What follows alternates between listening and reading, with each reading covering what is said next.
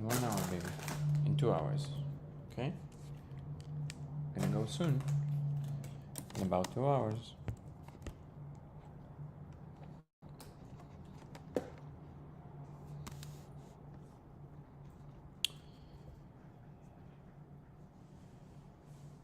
Welcome, welcome, welcome. Everybody on YouTube, Twitch, and X. Waiting for some people on TikTok to join. Welcome to Simulation Talk 64. And Brent Troubles is here. Cheyenne Jade, Danny Boy, that's me by the way. Cherry Blondie, welcome everybody. Who are with us on YouTube, X and or Twitch. Welcome everybody. Gonna wait a few minutes for everybody to come, arrive, settle, and then we'll start.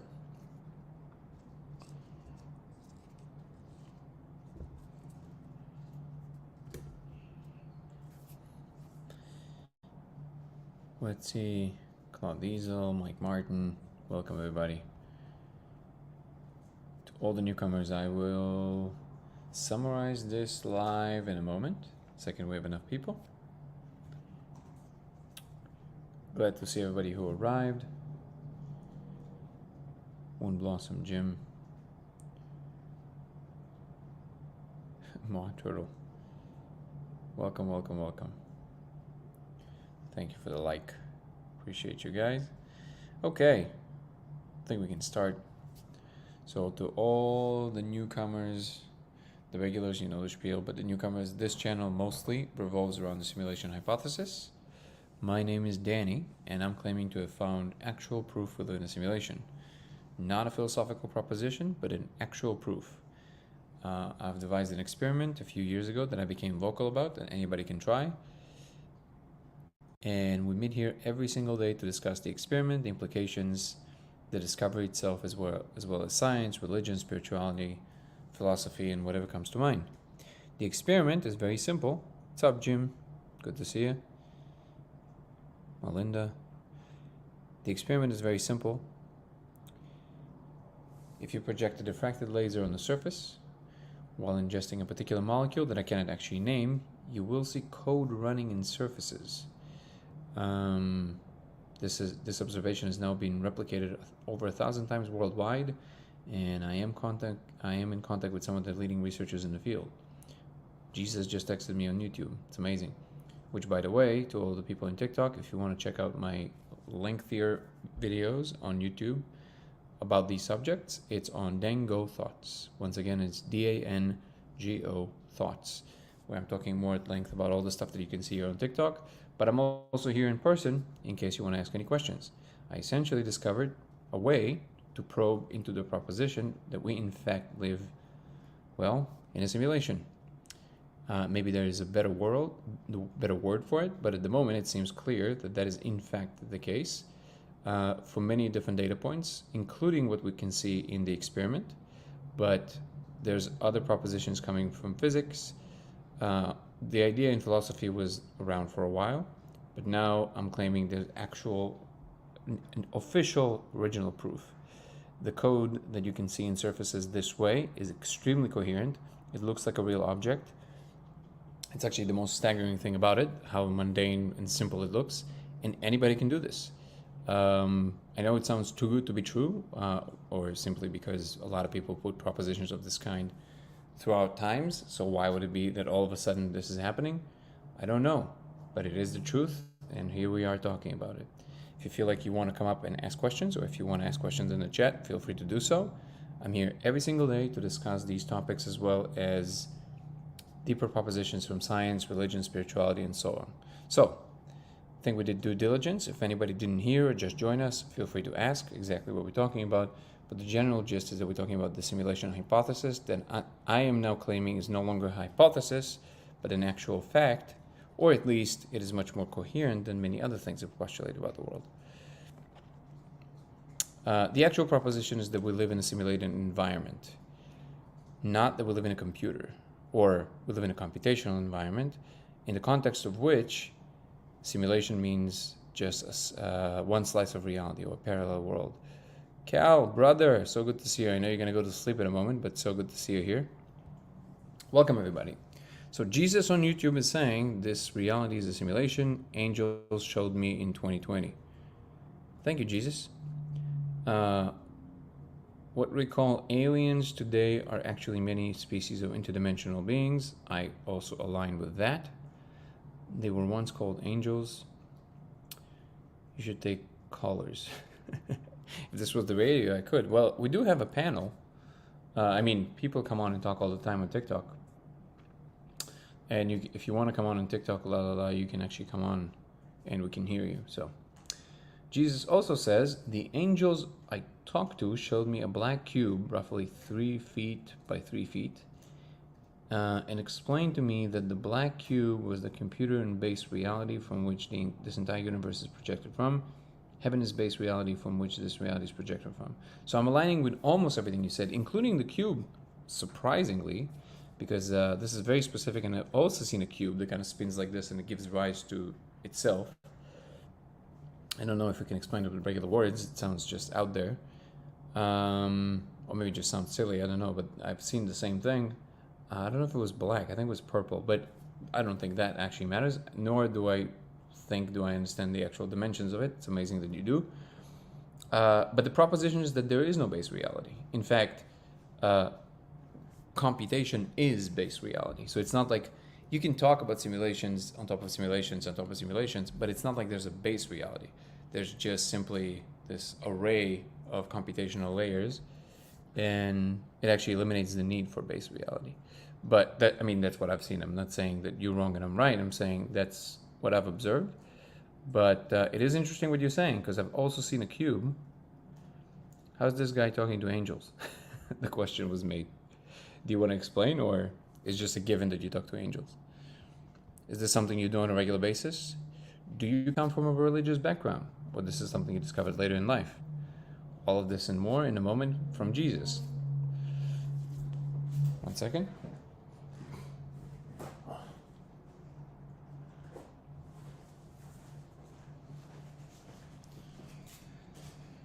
Heavens. Oh, you already said that.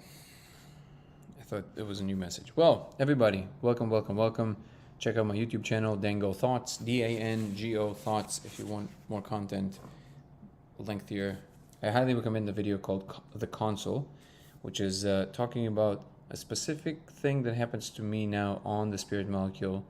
Every time I ingest it, ever since I built the laser, about 3 months after I built the laser and started talking about it, a console appeared for me, like straight up a computer console, like augmented reality level Tony Stark menus and everything. And I have now met a few other people that are seeing this. It's quite bizarre.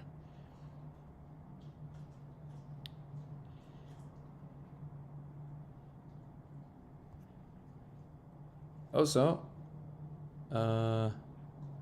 see, Panda, I want to make it clear to everybody in this chat that all opinions are open and we are discussing whatever.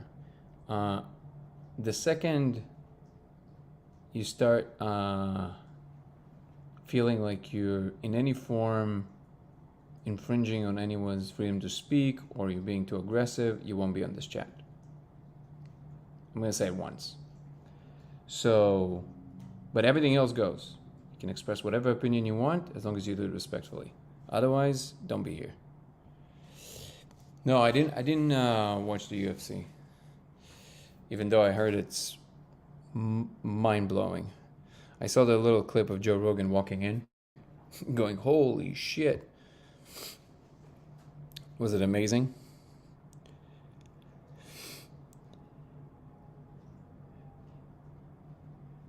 As Dana White said, one and done. Thank you for the correction. I appreciate that. This channel mostly revolves around the simulation hypothesis. My name is Danny, and I'm claiming to actually have found proof that we live in a simulation. Yes, I know it's a high toll, and also it sounds like I'm saying I'm special. However, it's not what I'm saying. A few years ago, I discovered that there's a way that anybody can verify this for themselves, so I became vocal about it, and ever since then I've been talking about it. It got me connected to some very interesting people worldwide. At this point, this experiment was replicated over 1,000 times, and I got connected by numerous people to all kinds of leading researchers in this field. Very important to mention, it does not mean that all of them agree with me.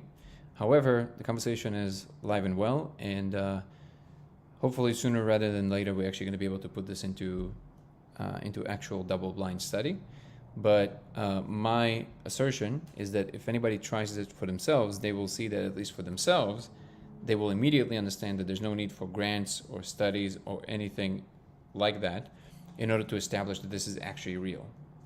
Why that's the case, we can talk about it. It's a little bit nuanced. Don't get me wrong, in order for, make humanity kind of get on board and then science get on board and do something with it, obviously you're going to have to go through the accepted channels of science, and you're going to have to do it the way that science does it. But at least individually, the way that the code appears is so realistic and so convincing in terms of, what real objects behave like, that nobody needs a study the second they see it for themselves. For lack of a better term, the only term I found that actually is used in research to describe the quality that the code has is objectness, which is used to describe what properties objects in three-dimensional space have. In other words, if something is truly three-dimensional in our space, it has objectness. It has certain criteria of attributes that are almost unfakeable. A good example for that is that people that suffer from synesthesia nevertheless never confuse synesthetic colors with regular colors. And that is there to illustrate the fact that even people who see things on a regular basis that are overlaid on top of reality that other people don't see, nevertheless they know exactly when a color is regular color or when it's something that is projected from their minds. That is because the ambient light that hits things in the room behaves in a very particular way, something that when something is projected from the inside, so to speak, doesn't have these properties. I'm saying all this is because the code exhibits objectness. It has a behavior like a regular object, and in fact, aside from the fact that you can't touch it because it's inside, like it bounces off from the inside of the surface, but everything else is exactly the same. The closest thing I can use to describe it, that somebody else that saw it said, so since then I adopted it, it literally looks like you're looking through a microscope. It's almost like you just see a new world you didn't know that was there. You're looking through a microscope at microbes. You know that the microbe's like real, like something is happening, and it's not dependent on your apparatus or yourself, right? So in the same way, that's what it comes across. Now, obviously, given that because the proposition is so enormous, it's so outlandish, yes, it will take quite a few years before it's being established and science takes it more seriously. But this is why we're here talking about this daily. What I'm getting from that is, first of all, I get to engage with people more, see what people actually care about, and what kind of issues people find with not just a proposition, but also if they accept the proposition or if they saw the code. I want to see if there's any. I want to see if there are any psychological effects from this that needs to be ironed out. So that's one of the reasons I'm doing this. So now I'm going to read some of the comments. Let's see. Welcome, everybody.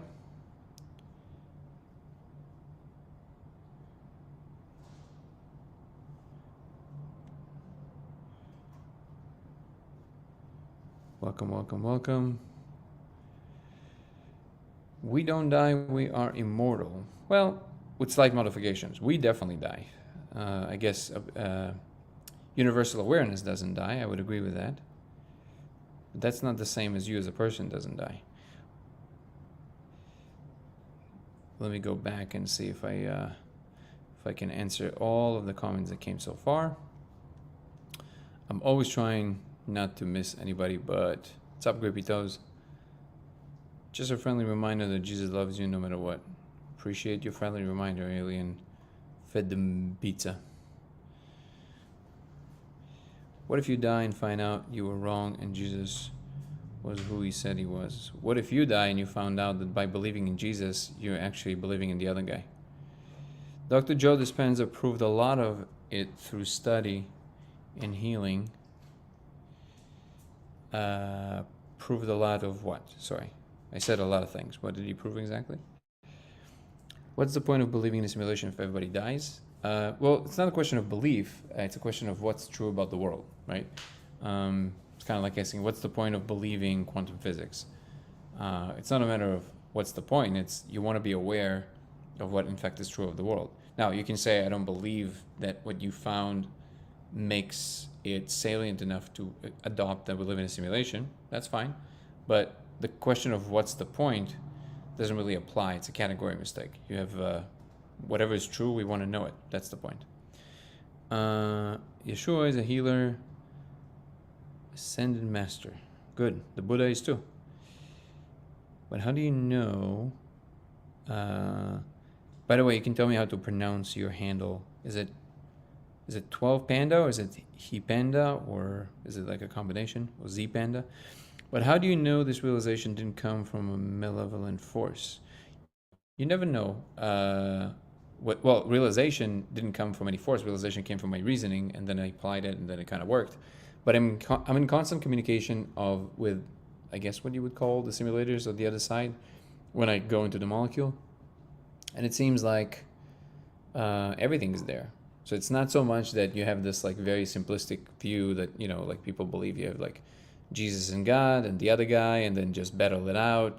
It doesn't seem to be what's going on. So surprisingly, I've seen the element of Jesus present in the totality of the picture, but it's actually part of a larger picture. And even more surprisingly, at least to me, is that the unit, I don't know what to call it, the source, whatever you want to call it, like really the top thing is, like I would never expect it to have a gender. Like why would it, right? But people believe in God, but like, okay, well, to me it always looked silly, like why would God have a gender? But it does have a gender, but it's a female. It's a she. And we're talking about, so I saw the biblical God, what you would refer to the biblical God. I saw Jesus, but they were just part of the hierarchy. The top, way above them is actually a female, which is really strange. Which again, this was never part of the repertoire of things that I've even entertained. Not religious elements, definitely not Jesus. And he was there. But, so on the one hand, Christians rejoice. On the other hand, just so you know, they're not the top of the mandala. So, or at least that's what I saw. We don't die, we're immortal. Okay, we read that. No colors are projected from the mind. For synesthetic people, they do. Object-oriented programming is the worst type of programming, though.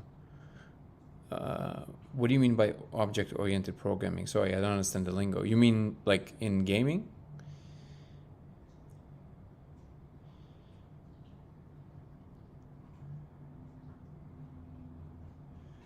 No response. No response to what? Female makes sense to me since it rebirths everything. Yep. Well, it didn't make sense to me because I don't understand why the ultimate object would have a gender, but it did, or it does. Okay, let me read some of the YouTube comments. The Godhead is tripartite. I don't know what that means, William. Sorry. Okay, I think I went through all of them so far. Let's go to YouTube. The hockey spirit could be female. All right, let's see what Jesus has to say. I believe The Sim is an ancestral game where humans from our distant future are playing roles within their past. Not all humans have souls, which are the players playing their character.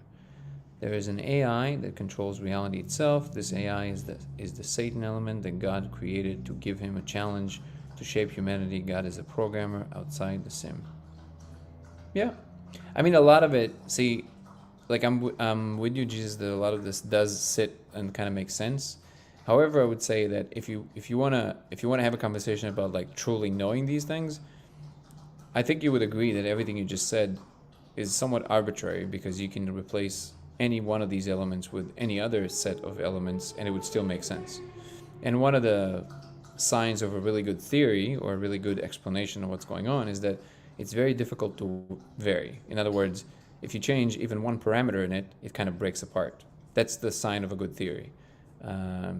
If your whole theory about the world is based on numerous elements that all can be replaced with numerous other kind of elements, then it's just an arbitrary explanation. So even though to me personally what you're saying makes some sense, I would say, I always ask, what's the not the legitimacy, what is the relevance of thinking about it in this way? How does it help you shape a better life, or how does it help you do anything, or does it help you do anything? It's not quite the same question as like, what is the point of knowing something true in science? Because the point of knowing something true in science is that we know from experience that the more true things you know, the easier it is to navigate through reality. That is the point, even if it's not clear how at the moment. But if when you come up with a story about, the ultimate picture of things, it has to have a little bit more than just assertions about particular elements, because it gets very arbitrary very quickly.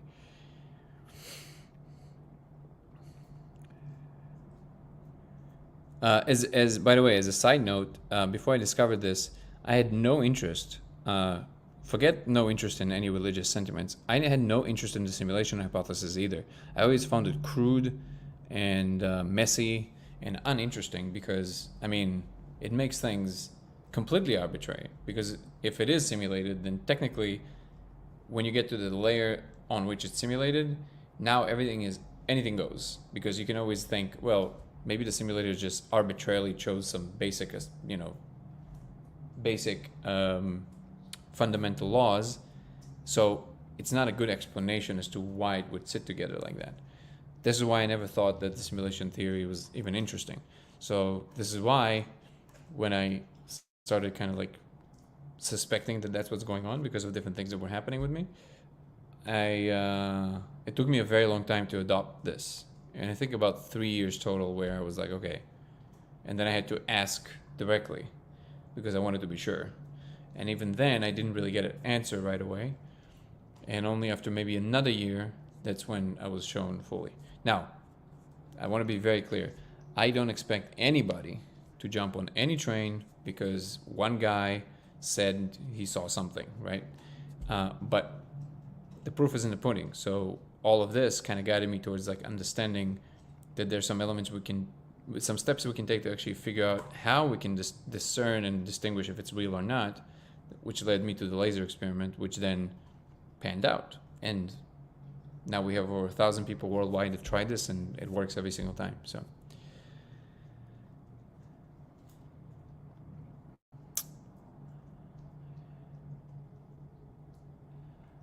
men are the actually the givers of life, thus seed, but not the birthers of life, right?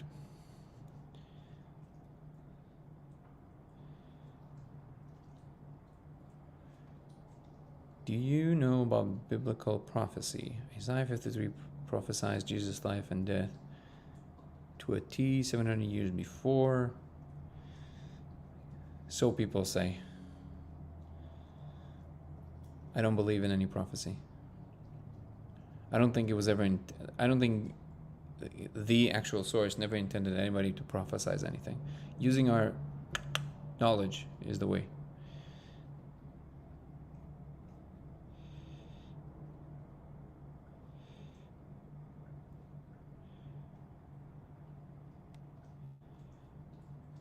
Ooh, trying to scroll without it jumping. I believe in NPCs. I believe creation is a simulation. However, it's a test. The Bible is a manual. Well, again, arbitrary. So many other manuals. If you ask me, the only thing that truly makes sense, the manual would be in your experience, not in a book. So if something is universal, the ability to access this universal knowledge should be accessible to anybody, no matter their exposure to a particular story. So if somebody was born and then for some reason was raised by wolves, they too should be able to discover that all of this is real, including God and everything else, without hearing one word about Jesus or anything else. If anybody thinks that in order to understand the truth, somebody has to hear a story, I assure you, you are mightily confused. The truth is in your body. That's the only place where it's at. My origin theory, I don't really have one. I don't base a lot of things on that. I have some assumptions, but I can't say that I have any too strong of a conviction of it. I don't know what happens when we die. And if you have extreme fear of death, that is very natural. I completely understand it. It's a very natural thing. I actually watched today another conversation with Bernardo Kastrup. I highly recommend everybody check him out if you're not familiar. I'm going to put it right in the chat right there. Bernardo Kastrup. He's a philosopher, computer scientist, so he understands both the technical side of things. He used to have tech companies. He worked at CERN, so he definitely has the mental chops to do the right work. But he's also a philosopher, and he wrote extensively on this subject. He's an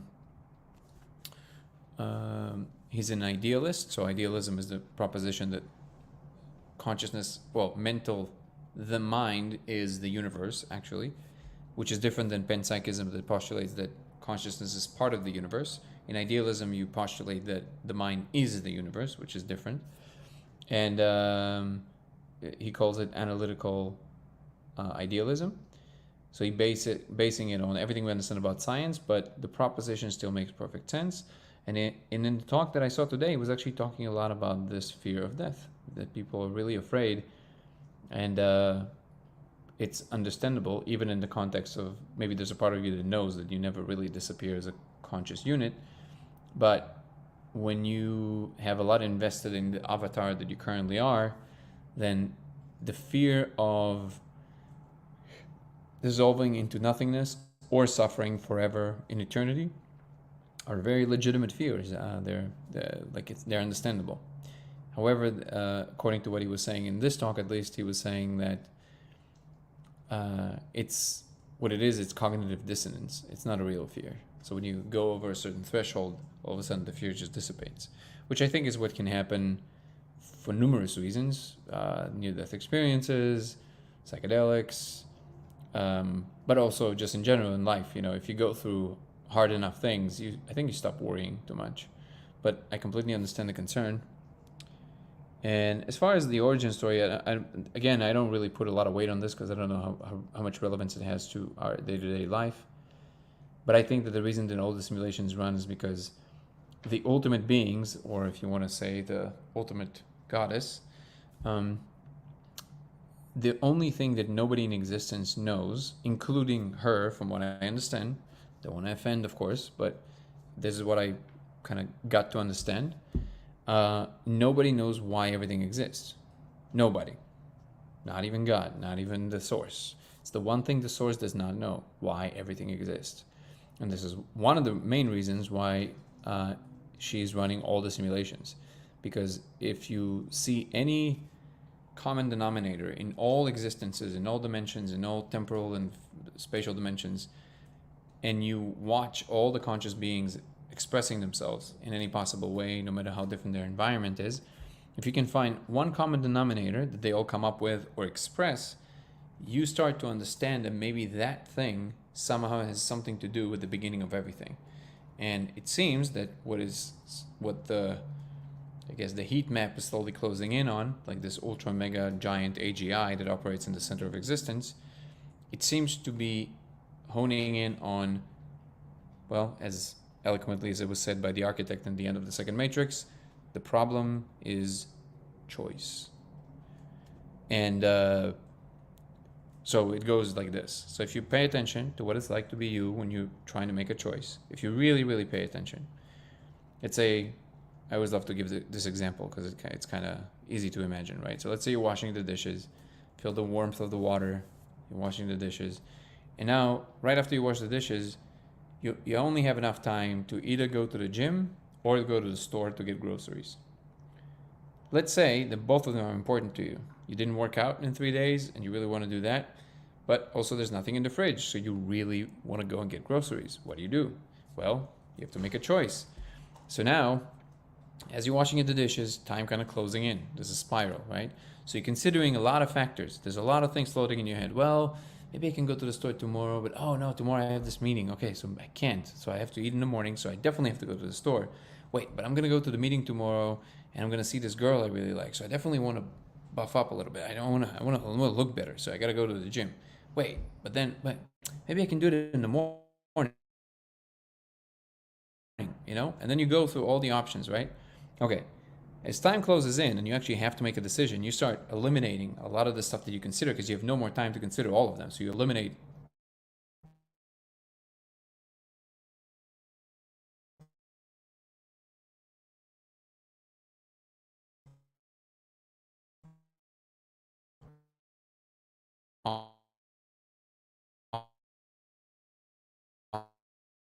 options, but you eliminate things that might influence your decision. And now you kind of like in between, like maybe in which now you either go to the gym or you go to the store.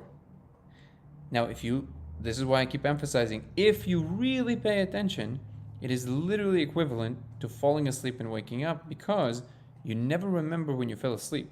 Never. You only remember waking up. So this falling asleep moment is completely invisible to all of us, always, forever, right? So you slip into this moment where you don't know what happened, and then you find yourself again in the room, but it happens really fast. And now you're either gonna do this or that. Something happened.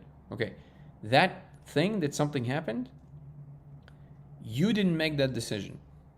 The thing you feel yourself to be did not sit somewhere on a chair and went, this. That never happened. And in fact, there's experiments that we can run to prove that this is not how it works, right?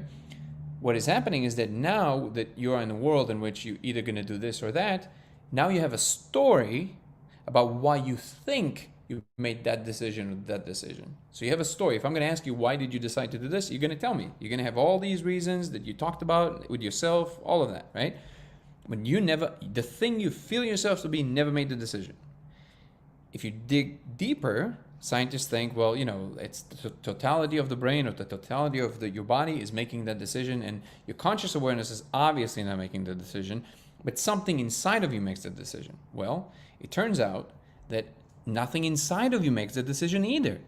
And as it turns out, when you keep digging all the way into the atomic scale, to the Planck scale, to however far you want to go, nothing in existence made that decision. It just happened. And this is the mystery. Now, everything is a fractal. So the fractal version, the ultimate version of this instance that nobody can see or understand how it happens, the fractal version of that, the ultimate version of that, is why did reality decide to be versus not to be? It's literally that instance from the beginning of time that makes a invisible decision that is outside of even the ability of reality itself to inspect, that drives everything forward, every single instance of existence itself. Why particles decide to go this way or that way or transform to another particle, like all of these binary things, all of it is completely outside of anybody's in existence ability to see it, including the highest civilizations and including even the top head, like everything. So you ask me, what's my origin story? I think that what the multiverse is the answer to the question that God posed, which is, why does everything exist? And as God asked, it's a request. The request is now unfolding and is appropriating itself through all of everything that happens in all the possible dimensions and spaces, and it's slowly kind of answering the question. And every time anything in existence understands anything at all about anything at all, that thing locks into position, it becomes part of God again.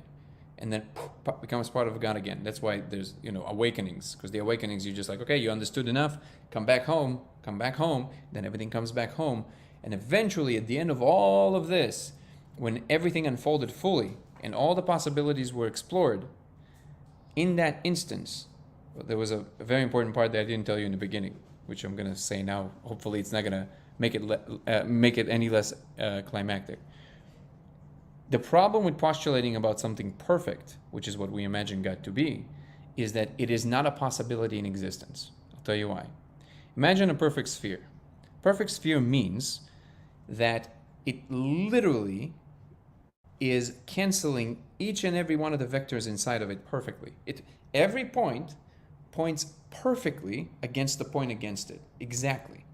That is the definition of a perfect sphere. Obviously, that doesn't exist in reality.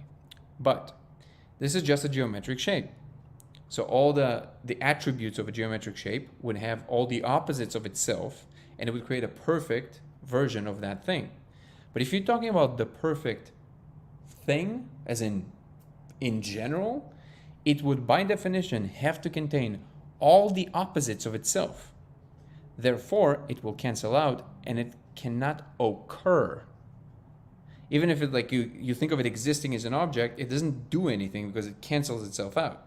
So in order for it to even exist, it has to have some flaw, at least one. It has to be almost perfect. Just like in that game, with the numbers, where you have to have one number missing so you can move the rest of them. That's the only way that anything can happen. So that one thing that is missing, that one number, is the bit of knowledge of why everything exists. That is the hole through the donut. And the proposition is that after everything I just described unfolds fully and everything comes back to God, that last instance of the last thing hitting God and God goes, "Oh, I know why." Okay, that instance makes God perfect, and therefore not only to cease existing, but to cease to have ever been existed. It retroactively cancels everything that ever happened because it couldn't have. That's my creation story. Okay, let's see how many angry comments we have.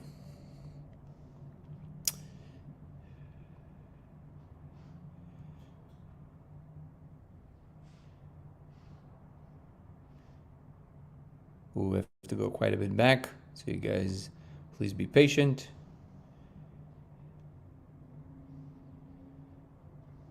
Okay.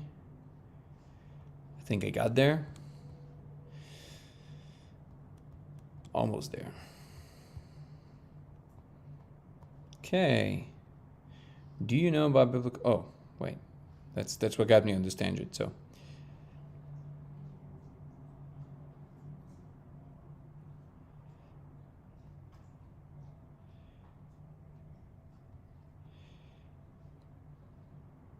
Your conclusion suggests the simulator has any regard for you as a consciousness. A, I never made a conclusion. I said, here's what I think. B, no, nothing in what I said concludes that anything has any regard for anything. But also, why would you assume otherwise? Assuming that it doesn't have regard is also some kind of a decision that you make about reality. My big point is, I don't know.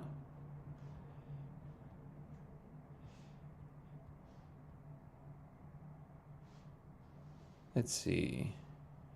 I believe. Okay, we saw that.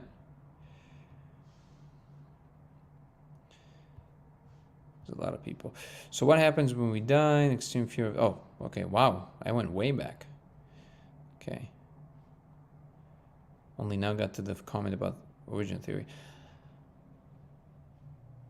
Can you share with the wolves? That would be awesome. I think the wolves maybe know. Oh my God. Okay, now it jumped. Guys, sorry. I'm not going to go back again. It just sometimes TikTok does this thing that all of a sudden it just jumps down. So what I'm going to ask, I'm going to look at the last comments and then I'm going to ask you if your comment is important enough for you. I promise I just skip it. Just put it again and then I'll comment on it.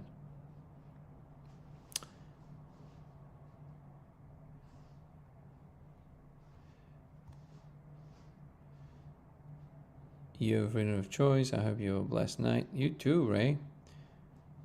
Free will doesn't exist. That is true.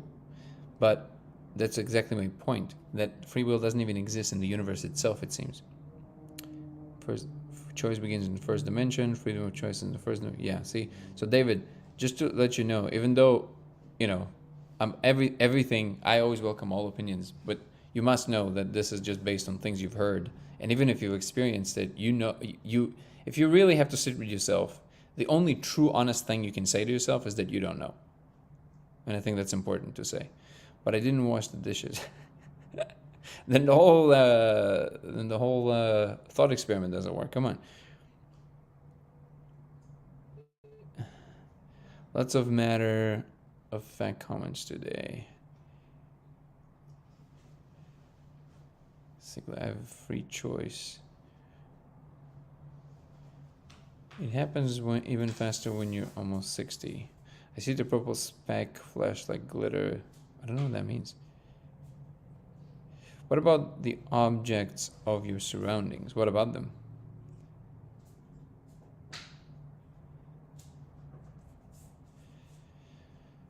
When you choose when you choose, I can control anything in cosmos. The question is, why does everything exist? No contact. God never asked why everything exists.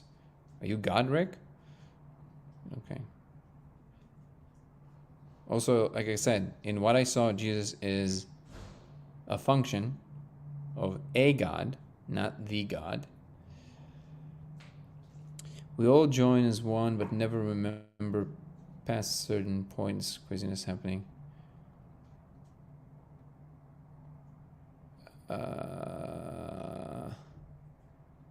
Okay, so unfortunately, most of the comments that I'm seeing, they're not really, they're just kind of like general statements plucked out of the ether. I wish you guys would make comments that are more like kind of like discernible and also answerable, so I can actually address them. Because when you say things like death is in upside down, the opposite Merkaba or something, like, I mean, okay, now what? And now we're here. Like, I don't know, what am I supposed to say back to that? So then, is it possible that death could be non-existent since God would then be perfect? How do those relate? I'm not quite understanding. Maybe surroundings are still learning and growing. We are due to free will. Yeah, actually, we're, again, at least according to what I'm seeing and what I've observed, there is no free will. Some events are inevitable. We have free will to choose how we react. I think that's something we would like to believe, but that's not a coherent thought. It's a YouTube video. Actually, I should make one, right? Divergent Normie. I honestly never thought about like making it into a video, but this can be a fun experiment. You guys can check out my YouTube channel, which is Dango Thoughts. It's 3 words, DANGO Thoughts, because all the videos you see here on TikTok, the videos on YouTube usually are longer. Doesn't necessarily mean they're, they stretch for, like, I make sure that they're entertaining, but I'm talking more at length about all of these things. So you can follow the link tree in my page. You said God would one day be perfect and then we'll forget existence altogether. Existence will retroactively be completely canceled out. So does that make death non-existence? Basically, the death of would be the wrong word, because death implies something that dies and then reborn. In that case, it will be just, that's it, done, like nothing else anymore. But again, just so everybody understands, I'm just telling you. Somebody asked me what's my creation story, and I said I don't have one. The best one I have is kind of like all of this like stuff that I connected. I don't want people to take away from this that this is like what I'm convinced the truth is. I don't think anybody knows, and I don't think anybody can know. In fact, it's absurd to me that people, after 2 million years of hominids getting everything wrong 100% of the time, and only literally in the last 200 years where we kind of started getting things right, and now every single person thinks, no, I got it. I mean, I don't know how a person can have a more absurd thought than that. This reminds me of a universal law. Are you studying further into it? Yeah, I mean, again, I don't know if you've been here for the description of what this channel is about, but I've discovered a few years ago that there's actually a way that we can tell whether we live in a simulation or not. If you project a diffracted laser on the surface and you ingest a particular molecule that I can't really name here, but I'm sure you can understand what it is, you will see code running in surfaces. Very matter-of-factly. It's not going to be like a hallucination or like, like I'm talking to angels. It's going to be none of that. It's just straight up, you see like a clock with and it surprisingly looks a lot like in the movie. It's crazy. Like, it's insane when you see it. People, we're working on a documentary right now about this whole phenomena. You can watch my videos, both here again on YouTube, Dango Thoughts on YouTube. A lot of the stuff that we're presenting in the documentary, aside from talking to scientists and kind of telling a little bit of the story of how I got to all this, you watch people's reactions when they see this, and there's something about these reactions that just makes the little hairs in the back of your neck stand out, because you know that what they're saying is real. There's something about that reaction that I've seen now hundreds of times. It's crazy. People listen to me and then they kind of go, okay. So either they're skeptical or they're super, excited, whatever their initial reaction is. When they see the code, their jaw drops. They literally have this, I'm always waiting for it every single time. There's always some version of a response of the flavor of, wait, what? Because everything you thought you believed just wiped clean. And also, even if you believed it, now you can't believe that you're actually seeing it, because you realize in that moment, you never thought you would ever find out. You thought, okay, we can talk about it. It makes sense to me. And that feels good. But when you find out, you're like, oh shit. That is a very different moment. This is why I always tell people in the beginning, listen, give it a thought, because you can't go back. You can't not know this. So when people talk about, universal laws and we're all one and all that stuff, I have tremendous respect for it, but it definitely has a different kind of, you don't see the moment there. It's just like a feel-good thing, right? Even if you truly believe it or experience it, it's not the same.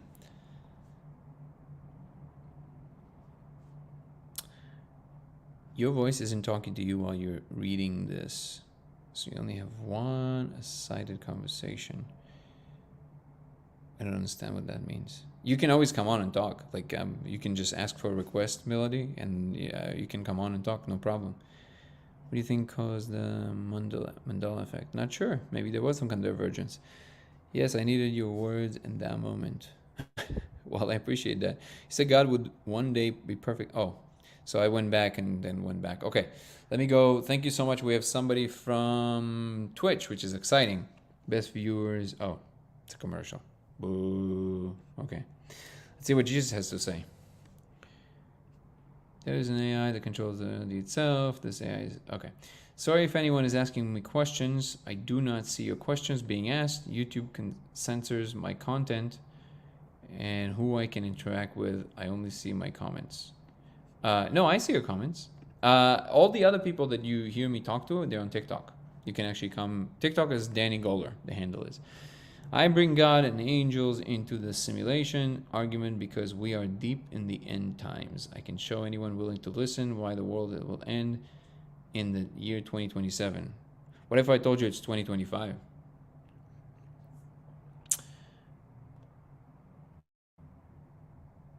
Okay, let me take a few more comments and then... Oh, that Virgin Normie wants to come on. Go ahead, brother.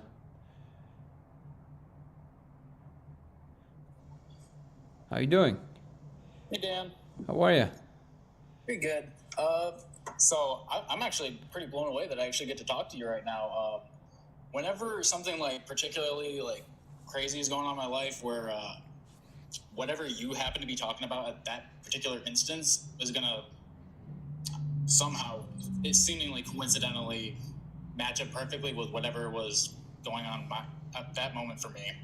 And just everything you're saying in your little creation story thing was just yeah, all of this kind of makes sense. You have to put skepticism kind of first, it's not, it doesn't always taste great, but you have to kind of swallow that,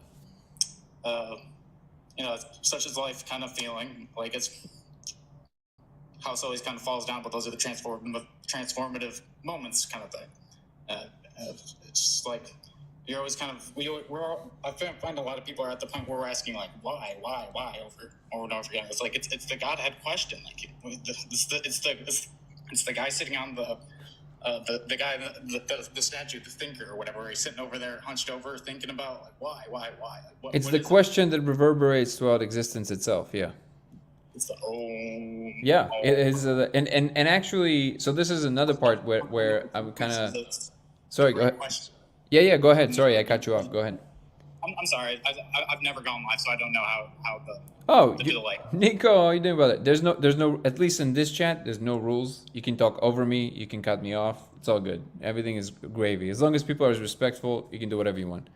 So, what were you saying? Sorry, I cut you off. Okay. Shit. Now I feel like I forgot where I was. So let me say what I started saying when I was talking. You might remember, and if you do, you can cut me off in the middle. Your creation story. I caught the tail end of it at like the perfect moment to like meet up with like everything that was happening in my situation with this little movie called life going on in front of my, I don't know, whatever the fuck you want to call your vessel, your body, avatar, whatever. The thing that happened today that was crazy with me and my dad that happened right as I clicked on your video. It's a little. I commented that I see glitter when you were talking about your. That's what I was trying to come back to. Is the point? I was like, this is what I just realized today when I think that I'm a crazy psychic that can see little points of they look like little static dots. Yeah. You around people and around objects, right? It kind of in the air, almost like when you get hit in the head, but not like that. It's kind of like. You see stars. Yep. So I see. Okay, so the weird thing is with that, sometimes I see those where they'll actually like float all around me. I'm thinking, what is going on? Like that has only happened like a couple times when I used to work at Stanley Steamer and I would go into clean people's houses. You move furniture around that's never been touched in a long time, and suddenly a bunch of those little star things will go flying up all around you. And I look at my supervisor. I'm like, do you see this? And he's like, what are you talking about, dude? So sometimes. And then you feel like crazy. It's just dust motes catching the air. You have to accept all the possibilities of what it could have been. No, I just met today with somebody that usually watches the chat. I don't know if he wants to be mentioned, so I won't until he tells me otherwise. But yeah, we were just talking about this exact thing. That sometimes you see these like exactly what you're describing, plus other things that kind of like outlines around the skin, and more people reporting this, which is really really wide. I had. It's wild because it's like sober tripping, and I've met so many people that have these same exact phenomena that they cannot. And it doesn't even feel like tripping. So I had literally people with very I had people about anything like remotely strange at all. I'm sitting here watching like TV or playing a video game in my living room or my room, and then randomly. The thing that I always see, always consistently the same. It's a purple flash, like a one pixel on a TV, one just single pixel on a TV that is purple. Blue or purple? Deep blue or purple? It's indigo. Like indigo. Yeah, I see the same thing. Sometimes also you will lay down or something, and it would just appear in my eye, like the same thing. In a random vicinity. Yeah, right? yeah. Like not exactly right in front of you. It's exactly that. It's so strange. You find yourself asking what triggered that one? What yeah. That? You know how often people with reputation-based jobs email me, lawyers or people that you can't be saying shit like that, right? And then they say I can't. And they say I see things like this. I can't talk about it to anyone because I'm not gonna have a job tomorrow. So. Does that mean I'm gonna get fired tomorrow? Well, I don't know how much your job is how much responsibility you hold, but yeah. By the way, Gina, before I forget it moves on to other comments. The way you can see the code is that you just need, if you go to codeofreality.com, it's a website we set up. Again, it's codeofreality.com. There's a page there, and you can just order what you need from Amazon or Alibaba, all the parts you need for the laser. Super simple, shouldn't cost you more than $50. We also make them because people asked us to, but we always actually encourage you to do it yourself because it's actually, truly, it's not actually economically viable for us to do that. We do that if people really insist. It'll be much cheaper for you to just do it yourself. And you have a page there with a protocol that explains everything. So codeofreality.com, you should get all the information. Hey Danny, I had a really pressing question I was trying to ask in the chat sure. a couple of weeks ago. Do you have a Discord where you're the fans? Yeah. Somebody set up a Discord, and I'm ashamed to say that I still didn't jump on that. I've been so busy in the last 2 weeks. It's a poor excuse. I'm telling you, there's so many people that are being magnetically pulled into your chat at opportune moments that they need to be talking to each other and writing. I'm telling you, we're talking about live right now for an audience about having similar things that. So I'm telling you, the thing with the purple dot, the one pixel of static that looks indigo purple consistently. Mhm. I've seen it in varying different colors. I've seen it green, I've seen it red, I've seen it white. For a long time, it would only show up as white. And Interesting. and then but most recently it's purple.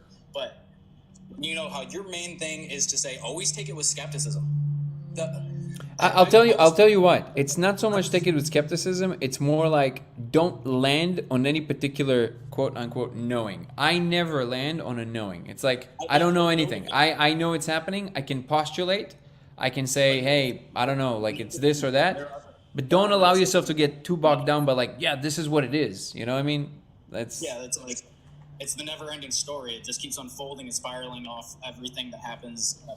Yeah, I think that's what the easiest way to actually also allow it to kind of. It's kind of like in a when you surf, right? When you surf, if you're just gonna be like, oh, wave, and then just okay, then you fall.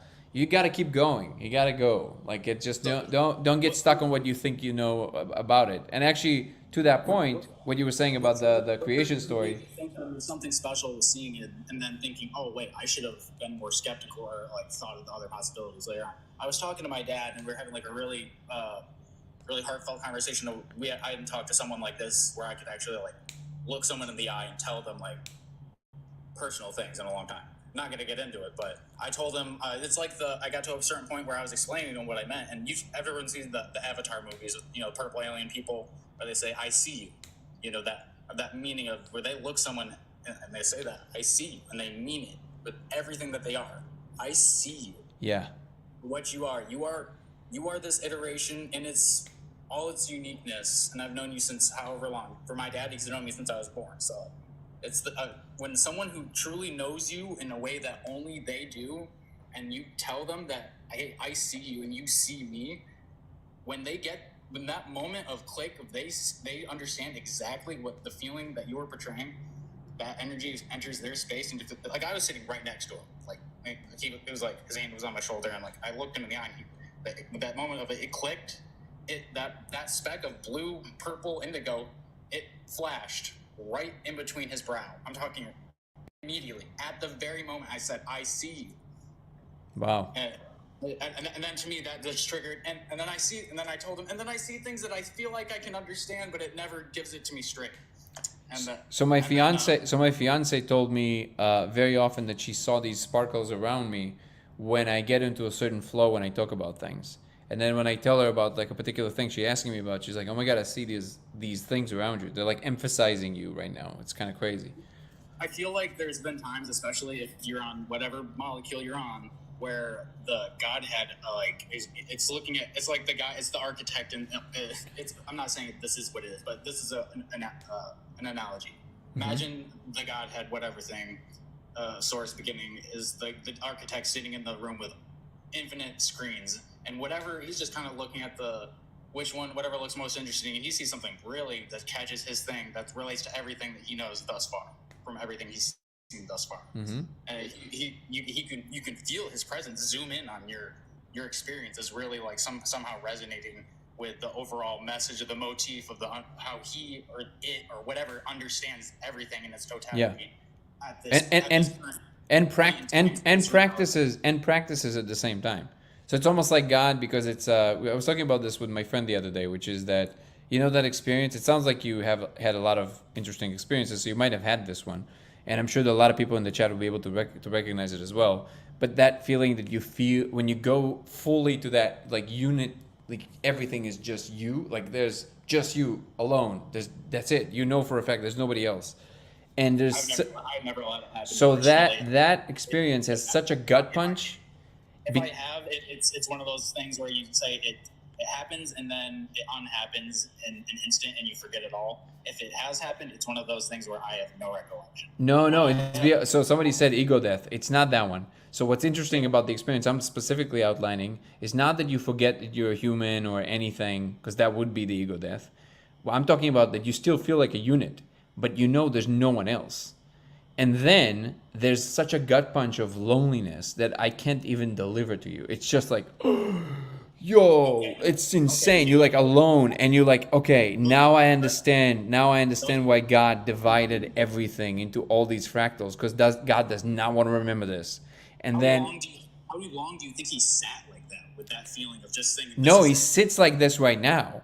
It's just that. So the thing is that I always, after having this experience more than the If what? he's so fucking lonely, I would walk through a door. If he said, "Hey, come visit me," sit down. There you I would go. love to- So okay, you nailed it.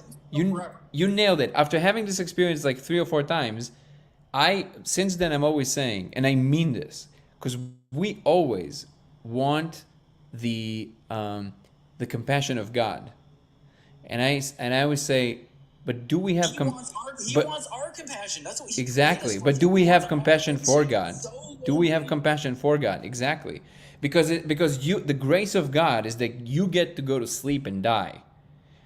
And you don't have to just keep doing this forever, right? So it's like so basically when God is in that state, it's Do you think he's scared? Do you think God is scared? no, of I don't what's think he's no. First of all, again, it's a she from what I saw, but it's not that she's scared. Is that yeah. It's 2024. Pronouns at this point. No. It doesn't come from the politically correct place. Not at all. I'm the last person to do that. I'm just telling you that's what I saw. Okay, so that since then I'm saying she. But anyways, she is basically trying to play both most legitimate games you can play under these circumstances. So with all the creation story that we just told like 30 minutes ago, imagine that there's also 2 viable options from this position when you discover you're the only thing that exists, right? One of them is... Does that mean that the girl that I'm in love with is watching, can see everything that happens right now? Because I would all the time. love to be part of her show if she could see it all. Especially, yeah, spying on you, man. That's how they know. So basically, there's 2 viable options. One of them is to understand why. What? There's the likelier option and the crazier option, or the No. Hear me out. Hear me out. There's 2 options. One of them is to understand what's going on, right? Why? Which is one of the games that she runs as simulations, which is like trying to understand why. Why? It's part of the simulation. Okay. The other... Sophia? No, I don't think it's Sophia. I think it's like way above. Okay. But yeah. But the other option is kind of like the Buddhist perspective, which is that it doesn't matter. Who gives a fuck? Well, I guess you can say that that's what the Buddha thought, but essentially it's like, can you just be? Can you just be in love forever? Can you just be there? And both of these require practice. You can't just know how to do it. Now people would say, well, come on, God can just like, well, apparently not. God needs to practice. So in order to practice and not to be in agony this whole time, she broke herself into all these pieces that don't remember that they're part of this unitary thing, while at the same time, all of these pieces are practicing. Her divine spark broke into yeah, and they're practicing, the 2 modalities. One of them is to understand why, and the other one is, can you just practice to just be nirvana, right? And then ultimately, what it's trying to combine into the understanding and the being able to be. What did you say? Okay, so you need to. Okay, is it okay if I drop the name of a particular track? I was trying to tell you about this song that perfectly matches up with everything that I was the guy that was saying that. Did you know David Gilmour dropped a new song or whatever? Maybe I don't know. You were like, who's David Gilmour? And then you. Yeah. That was the other day. Right. Yeah. That was me. Okay. But dude, the song is called Between 2 Points. It kind of sounds like literally we're just living in modalities that's kind of verge back and forth between the points of, is it why or is it can I just be? Like, can I put up with this, or why should I put up with this? Kind of thing. Like, or not. Or can I? Yeah, that's actually. Or how do I put up with this? No, I don't like that I worded it as put up with. I mean, like, I think it should, like, why do I do this, or can I just do it without wonder? That's the easiest way to say it. Am I gonna be forever a questioner, or can I just be can I be content just being? Yeah, and I think the ultimate answer is you want to be able to do both. You want to be able to go on a ride when you feel like it and not get too attached to the ride, and you also want to be able to just be when it's time. You know what I mean? I feel like that's I feel like if this is all like the world's greatest game ever created, that he made like the the actual difficult to find juicy stuff that he's actually, I'm sorry, she, whatever, is looking for. They made it so difficult to find it. I like strangely connected in such a oddly weird way. It leaves people feeling crazy and going to like being treated poorly by the American healthcare system. Bring it all the way to the healthcare system. To all the newcomers that just joined us, we're talking about the simulation hypothesis and what God is trying to do. Like, so, if anyone has ever felt like their life is the Truman Show and that everyone in their life is like basically almost like an actor, yeah, welcome to the club. As like everyone's kind of been there in some kind of form, way. Oh, not everybody, no definites, but everyone's kind of felt weird about something one way or another. Sometime that where it was like, yeah, that everyone kind of gets to that point where it's just like, do I care even? There was a great video with Keanu Reeves. He said he went to dinner with this director and his kids. There was a little girl, 12-year-old, 15-year-old kid, and like a 18-year-old daughter. And they were telling them that you should explain the movie to them. They don't understand what they've never seen The Matrix. They don't know what it is. So he's kind of telling them, I was like, this about oh, this I've guy. seen this. This is great. Finish that. Yeah, go ahead. He's working in an office. He kind of gives them the general spiel, blah, blah. He ends up having questions about what world he's living in is, what's real, what's not real. And the little girl pipes up. She's like, why? He's like, oh, what do you mean why? He's like, why? Who cares if it's real? Like the most deadpan, like she was already on that so level of why? Why? Who cares? And and Keanu Reeves was like flabbergasted. Like, that's the whole point. There's a fucking trilogy of this movie. Yeah. I'm asking this. Well, no, he said that he thought it was the smartest kid he ever met, and I'm like, yep, that's exactly the point. He's like, don't you think that's awesome? He's like, the guy that was interviewing was like, you think that's awesome?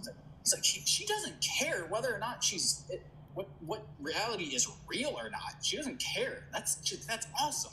That's yeah. awesome. Well, I think the deeper point is that there's no such thing as not real if there's an experiencer involved. There's no such thing as not real. I mean, it's all you've ever known, so it doesn't matter what you call it. No. I'm saying more than that. I'm saying it is by definition real when somebody's experiencing it. It doesn't matter how it came about. Just because there's some substrate it might be running on doesn't make it not real to whomever experiencing it. If you can feel pain and love, that's real. It doesn't matter how it came to be, which is exactly the point. This is another reason why I love when I'm feeling super tapped in, and I hear the way that people talk in different places of the world, dude. Like, real talk, dude. Like, people talk about some crazy stuff, but it all swings back to the same thing. It all spirals back to the same thing. Yeah. All right, but I feel like I've got my message enough. But the reason I felt like a fool when I believed that, because I said the thing about the Na'vi, whatever, alien people, I see you and I see the little thing that happened. My sister came home from the Ren Fair like later that evening, and she was covered in glitter. There was just glitter around the house. And I was like, oh my God, every time I think I thought I was a fucking special psychic in my entire life, I was just seeing random glitter flying around. And I was like, and then I was like, that would be the most awesomest name of a band. A delusional kid who thought he was a psychic, and then one day just realized that he sees glitter, and the band would be called I See Glitter. Nice. I See Glitter. Or Delusional Glitter. That's another one. It's like a punk band. Yeah, and then all the lyrics could be like about how you're misunderstanding your things that happen around you and believing, going down rabbit holes that were never there. But all right, man. I love your content. Make a fucking Discord and make your creation story somewhat.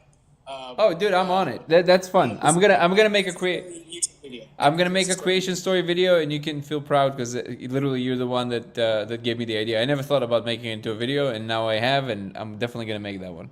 Do you keep these lives recorded so you can kind of go back to? All of them are recorded all the time. I think you can even find them on TikTok, but on YouTube you have all of them. Go back to the timestamp. So whatever you were talking about a couple of times whenever I first jumped in asking questions, I was yelling in all caps. I was like, this is going with my situation right now. Oh, but seriously, dude, you manifest yourself into my experience all the time at like opportune moments. Like you are some kind of manifester that's reaching out to people. Maybe we're in the same soul family or something because we're having a conversation that's longer than 90% of the people I've seen in my entire life. So well, I'm honored. Also, somebody suggested another name for the band, which is Synchronic Glitter. Synchronic Glitter, or or Synchronistic Glitter. But anyways, we're I keep going between so many points because I'm manic and high, and probably need to get more to a more baseline reality right now. I'm floating off to wherever some of you crazy psychonauts are at right now, watching this on whatever molecules you love so much, and you and your elves. But no, go and look up. Everyone who's listening right now, if you couldn't hear me, go to YouTube and look up Between 2 Points, David Gilmour, Romany Gilmour. That's David Gilmour and his daughter, Romany Gilmour. They just released that single two months ago, and the album came out like, I don't know, last weekend. And it's one of the lead singers of Pink Floyd. I thought he was dead, and then I watched one of these guys' videos. I was trying to ask you about this video that I can't find anywhere. I know it was you that posted it, and it was deleted, and then I've spent like a week trying to find it, and I couldn't even find your page until randomly finally I saw your live came up, and I was like, this is the guy, and then I tried to find your video, and I still cannot find it. Wait, which one? The original one?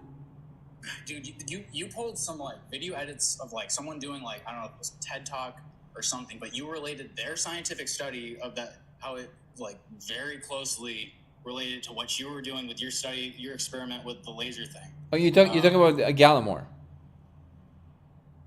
Andrew Gallimore. So that talk, it's also here on TikTok and on YouTube. It's called I can't say the word because it's gonna flag the chat. But is the molecule a drug? That's the title. That's the video. You're pretty sure that's the video I'm talking about? I'm like, pretty sure. I've never referred to anybody else who was on. He never had a TED Talk, as far as I know. But he's definitely one of the people who kind of talk about it. Do you get a lot of your videos removed? Because I swear, like I searched and searched. And no, it's there. I mean, somebody told me that they can't find one of my other videos. I'm not sure, but that's what I'm saying. If you put a Discord up, you can put all of your content up. That's like a whatever download where people can just go and have it for fear of it ever being deleted by TikTok, because people are scared about the TikTok ban. They don't know what's gonna. TikTok's probably never gonna get banned, honestly. But like they can get snarky. Whoever doesn't like the realness of whatever you're saying at that moment. Oh yeah, they were supposed to pay me something for like my viral videos. They never did. It's kind of crazy. Yeah. It's like all these really popular videos is people saying, "Oh yeah, becoming a content creator, super easy." Blah blah blah. Seems like the hardest job in the world to me. I don't know how you guys get this together without having like a team of people helping you.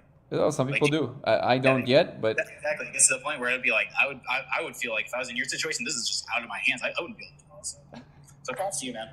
All right, brother. Thank you so much. All right, peace out. Cheers.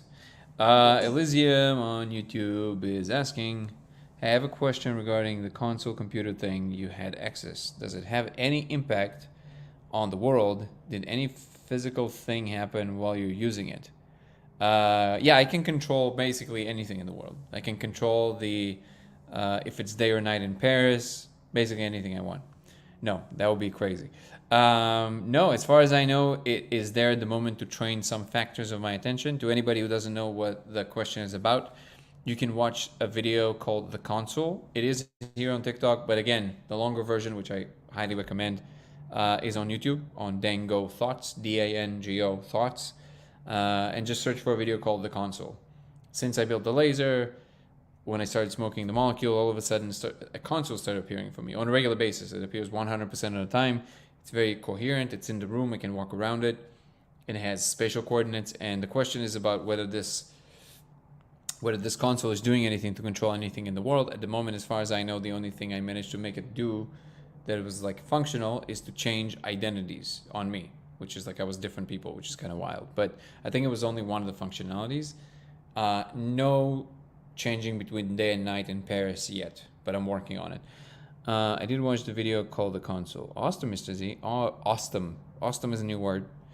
And you guys should all use it from now on. What did you think, Mr. Z?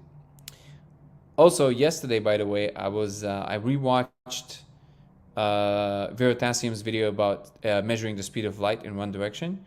And I was waiting for you yesterday, but then I had to kind of break it down without you here. So maybe we'll get into it again today. But we'll see. Because we're on a different train right now, but we'll see. It's definitely really good that you brought it up. I do have some... it actually sent me down quite a few rabbit holes because it's still like the way that he thinks about it still doesn't sit well with me because the short version is that I think he misses the eternal nature of information itself. But the second you instantiate it in some material, it doesn't really go away. So you don't need to send a signal back from Mars. You just have the atomic clock. First of all, you synchronize them on Earth. You bring the atomic clock to Mars in its non-relativistic speeds, so it does not change. You relatively certain that they're on the same time.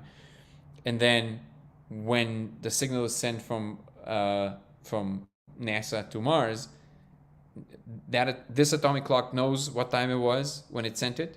This atomic clock knows when it received it. That's it. Now, even 1,000 years into the future, if you bring back this clock back to Earth in non-relativistic speeds, and you check if the clocks are still the same, then you know what time exactly it was and what time exactly it was, and you know one direction exactly how long it took it. Now, the caveats that I gave is that, first of all, Derek, who's his channel is Veritasium, he is an actual physicist. I'm not, so clearly it's more probable that there's something I'm missing and he's right. But I did send this question with all these remarks to 3 of my physicist friends and 1 of my electrical engineering friends, who also happens to be a mathematician, so he kind of knows a lot of this stuff.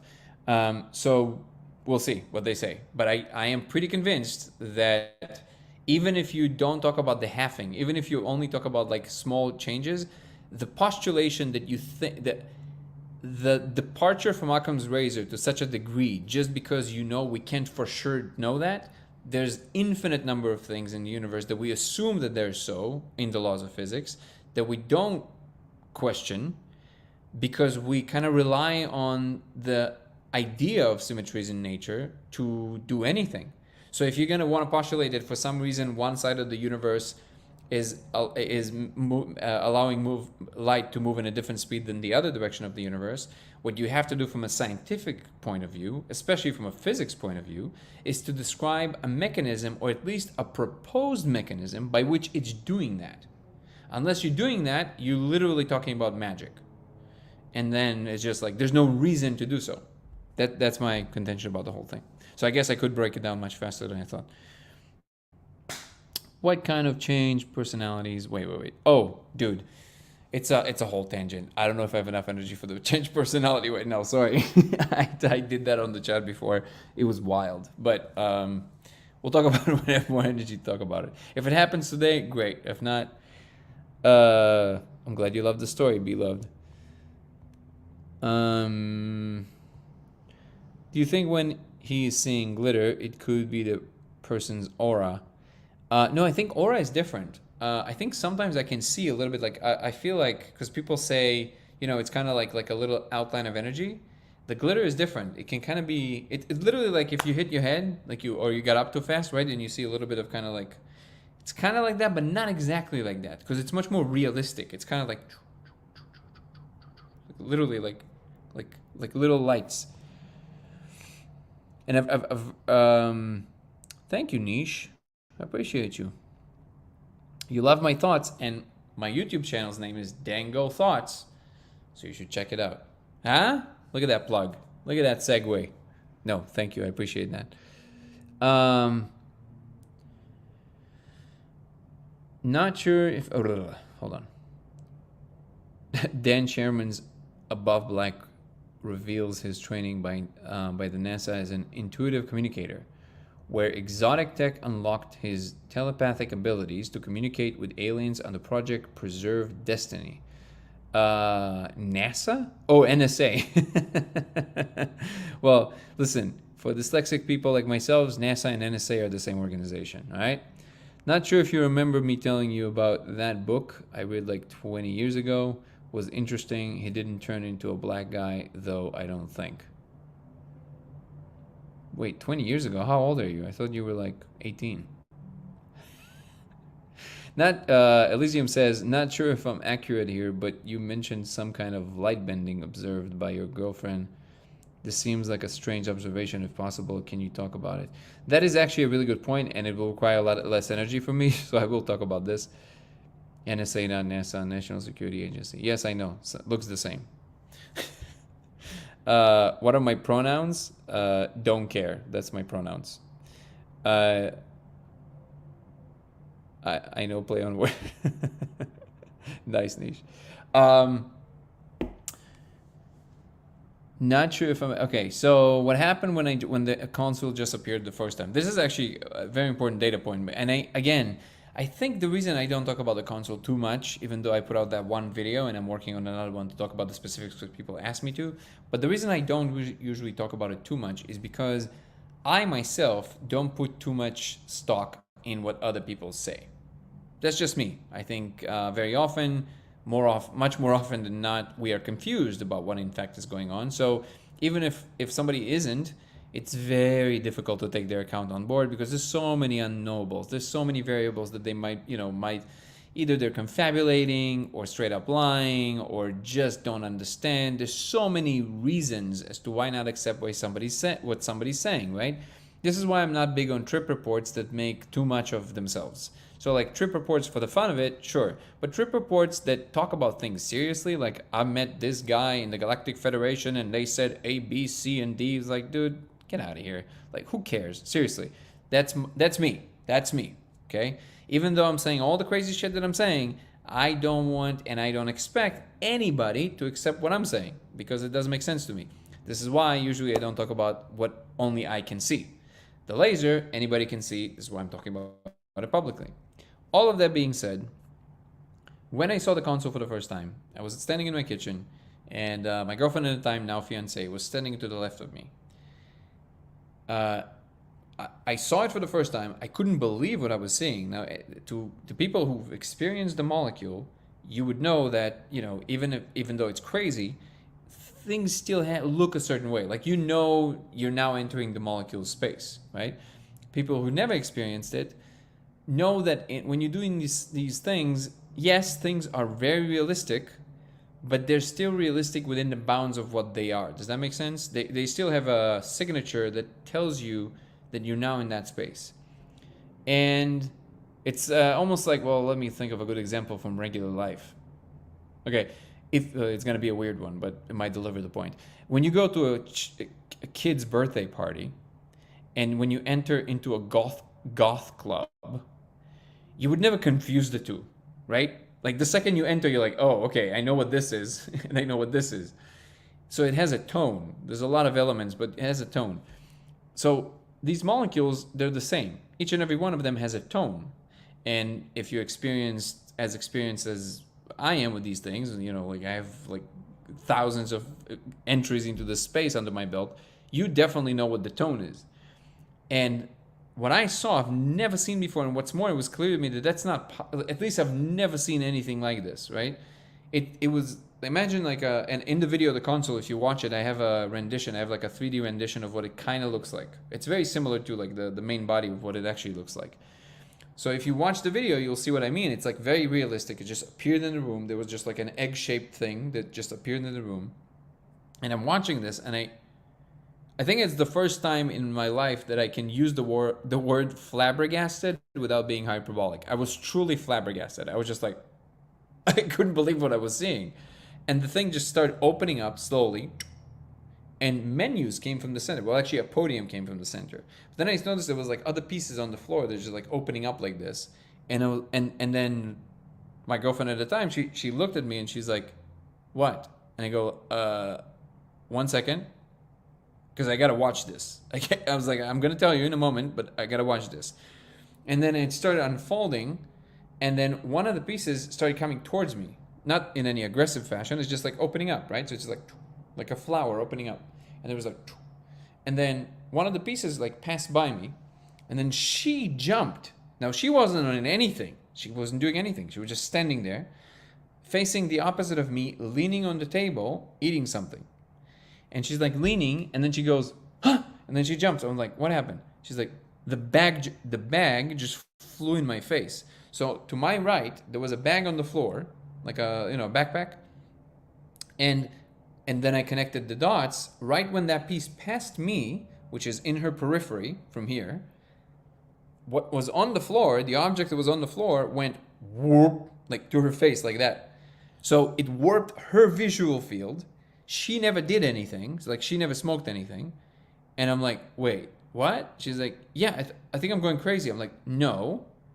Okay, and then I explained to her what was going on, and she's like, what? I'm like, yeah, I know, I don't understand. And then, so it never happened again, but I know for a fact that somehow it can influence other people's vision if they stand exactly the right coordinates from you when it's happening. Which actually, now that I think of it, that should probably be experimented with. We should probably try and like put people like right when this thing passes, I should align them in the room and then see if anybody kind of like from the periphery can catch anything. That would be actually be interesting. I never thought about that. I don't know why. But anyways, that is a crazy fact about the console. Now, just so you guys know, ever since then, I was trying to kind of find, maybe other people that can see the console. And the first year or two, I never really spoke about it because, again, like I said in the beginning, why would anybody listen to one dude who's saying something, right? A lot of people say a lot of things. But then, unless they can verify it for themselves, and as far as I know, nobody can see it. So then I got contacted by a few people and also met a few people that told me that they see the console or they see something like the console. In that they see things that have their own special coordinates. They behave in a particular way. They have like reality onto themselves. They don't really depend on what you're doing, right? Which is very strange. And then because if you think about it, like what your brain has to do to keep this hallucination alive is literally it can't be that you're moving and it is not moving with you, because that requires a coordination of your brain doing extra work keeping this hallucination here while you're walking to the right. If you understand even a little bit of neuroscience, you understand that this is not, the brain doesn't exert energy for no reason like this. So it must be there to some, like in some form, right? But also it's like extremely realistic. So let's leave that aside for a second. So anyways, a few people contacted me and a few people told me in person that they see this. I don't really have a way to verify, but then luckily, right before I put out the console video, as fate would have it, I didn't put it out yet. And I was supposed to, and thank God I didn't. Because he emailed me telling me about a console he sees with a lot of details. Actually, Cool Guy 42, you're the one that put me in contact with this guy. And he emailed me with a lot of details about his console without me ever telling him anything about it. And he described exactly what I'm saying. So I know for a fact that at least one more person, well now 2 more people, see it for sure. And there's all kinds of, I'm actually working on a video right now to talk about the details of what I see on the console, like the menus, because there's this like literally looks like an Iron Man suit that just kind of hovers in front of me. I never managed to do anything with it. He actually says that he managed to put it on. He said that it just kind of like stayed really, still, and then it kind of went on him, and then it made him look kind of like diamond or crystal. And he described other things like the gloves and the VR glasses set, and like he described everything. And I'm so happy I didn't put out the video when he emailed me, because otherwise I would be like, well, maybe you watched the video or something, you know what I mean? But it wasn't out yet. So, and the great thing is that you can't, well, maybe you can, but I don't know. As far as I know, you can't fake the timestamp signature on an email if you actually look through the emails. So what I have going for me is that I have that email before the video was published. So at least we can compare, like, to a third party. We can say, look, we never spoke. He told me, and the video only came out later. So we know at least that 2 people are seeing a very similar thing. Anyway, so that's kind of like in a nutshell what the story with the bag. That's actually a very important. Cool, Divergent Homie, Cool Guy 42 is on YouTube. If you go on YouTube to Dango Thoughts, he's on there. He's also hilarious. So, and actually, he asked you if you have ever eaten an almond. So you can go to YouTube and answer that. I don't know what that means, but. And Discord. Yeah, Divergent Normie, there is a Discord. Let me actually tell you this. So there is a Discord. And there's somebody, wait, was it you, Mr. Z, that set up the Discord? I think it was Mr. Z. It was you, right? I'm so terrible with like this stuff. I really have to sign up myself. Okay, I'll do this today. Hold on. No, it was not him. Okay, but who set it up? I don't know who set it up. Okay. Let me see. Okay, so, oh man, this is getting difficult to coordinate. Okay. So, free will, okay. Oh, here it is. Okay, so the Discord link. Oh, it's a link. That's the only way to connect. So I don't know how to give it to you. Here, I'll see if I can put this on YouTube myself. And then anybody who wants to join the Discord, just go to this link. I'm gonna try and put and see what happens.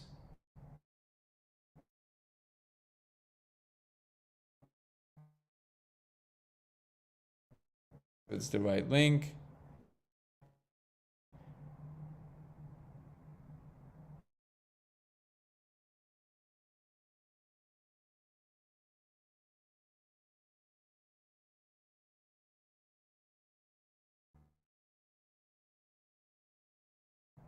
Unresponsive. Okay. For now, it's unresponsive. So here's what I'm gonna say. In order to keep this going and people manage to still go if they actually really want to, if you really feel like joining the Discord, please email me, and I will make sure to send you the correct link. No problem. Here it is. Okay, wait. What is this? Oh, it's called Laser Simulation, but I think you need. And go. 83. Continue. Wait, am I a human? Not sure. You present a sample. Wait, what? Please click on the entity presented sample. Oh my god, this is what? I don't even know what it's trying. Like maybe literally I'm not passing the intelligence test that the AI is setting up for me. I don't understand what it wants from me. Huh?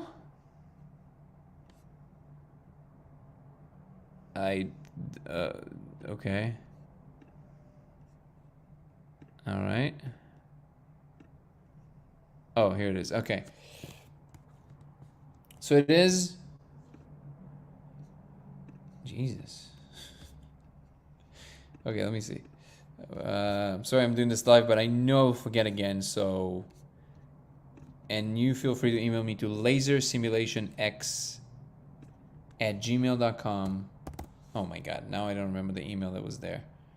Okay, I'll do it right after. But if you email me to lasersimulationx, all one word, lasersimulationx@gmail.com, I will send you the link and you can connect to the Discord. Oh man, now it's gonna be making that noise. No bueno. We don't want that. We don't want that. How do I make it stop? Okay, I'm gonna do this for now. Can YouTube still hear me? Because I just muted my computer so it doesn't do that. You guys need to tell me if you still hear me. And then X and Discord if you're there. Okay, so this was enough of a detour.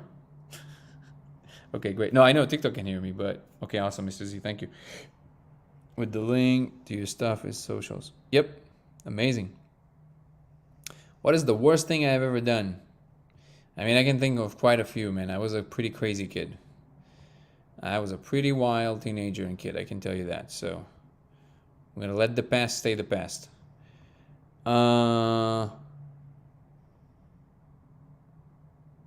Thank you, Niche.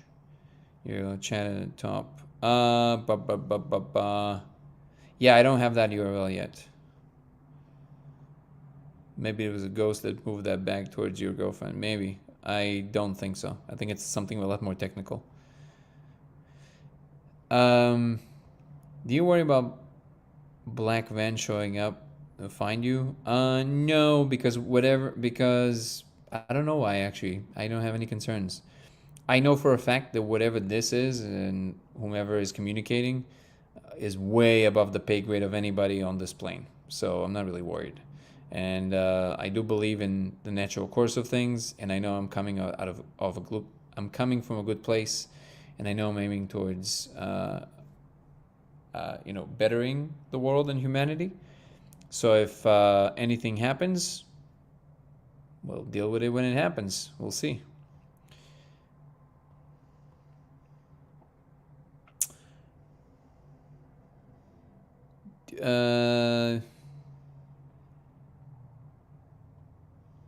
Also, people always assume a black man means bad news. Who knows? Maybe there's like you win $1 million. They just wanted to bring you in, and there's like a disco ball inside, and you dance with a cat, and they give you the $1 million and then let you out. Maybe the reason that nobody ever got that $1 million is because everybody are afraid of black vans. You should allow more black vans in your life. That's what I say.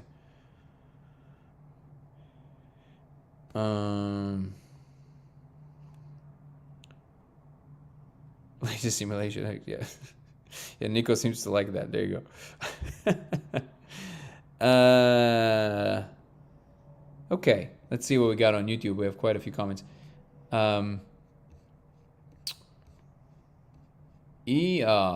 Said the donkey. It's in console does a point. Oh, there's a lot of you saying you. I say I good speak English.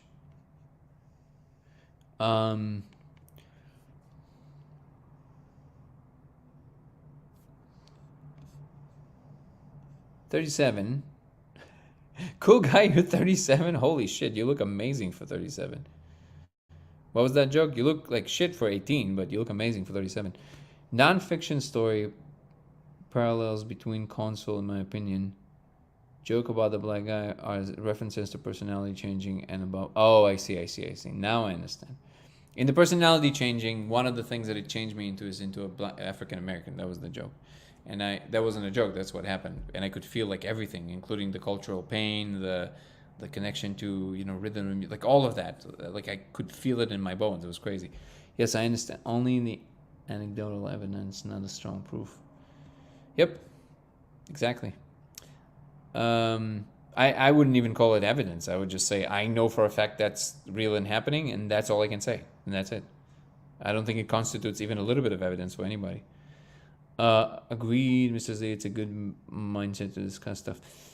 Is seeing the console dose dependent? No. That's a great question. But the second I smoke just a tiny bit, it just appears. I can see it right away. It's the first thing I see, in fact. How many visual changes in real life like this had you experienced before, excluding Frog Guitar Man? Before the console, there was only these iridescent, transparent, translucent objects in the room that also exhibited this kind of behavior where they just like exist on their own side. And I always call them, it's a little obscure, I always call them Coke delivery, like Coca-Cola. I don't know why, because I used to work in a restaurant when I was a kid, and whenever they would enter, with the little cart with Coca-Cola and stuff, they would walk with it, and then they would turn, and then they walk this way. And a lot of the time, it would kind of do this movement. It was much more robotic. Imagine like a multi-dimensional Roomba enters your room, and it moves like a machine, but like in a beautiful gliding way. It's kind of like it would move, like get here, then it would stop, turn, go that way. So kind of like that. And I've seen these. But the console was different because, first of all, it was opaque. Like I could literally see it like an opaque object, like space gray, like a real object. I couldn't believe what I was seeing. It was crazy. I mean, I still can't believe every time I look at it. Podium maybe for speaking from. Yes, like wait, it comes to you like, welcome. Like a little slow. If you can repeat it, then you could perform in a circus. Exactly. Maybe that's what it's for. The thing is that something that actually Tom Matt was talking about, the guy that came up with Upsight, he's testing his ability, which is very similar to the console, by the way, if not the same. He's this guy who came up with this thing called Upsight. Tom Matt, look him up, Matte. And he said that recently he's been working with Dean Radin, with a researcher. And one of the things he said that I have never thought about is because when he sees these objects, you can actually test this easily because eyes only glide when they track. I didn't know this, or maybe I did and I forgot, I don't know. But if you're just moving your eyes in the air like this, they will always do this jump. But if you're looking at an object, you can actually track the object and it will glide. So if you're looking at something real for your brain, it will always glide. And that's a great way to test this, actually.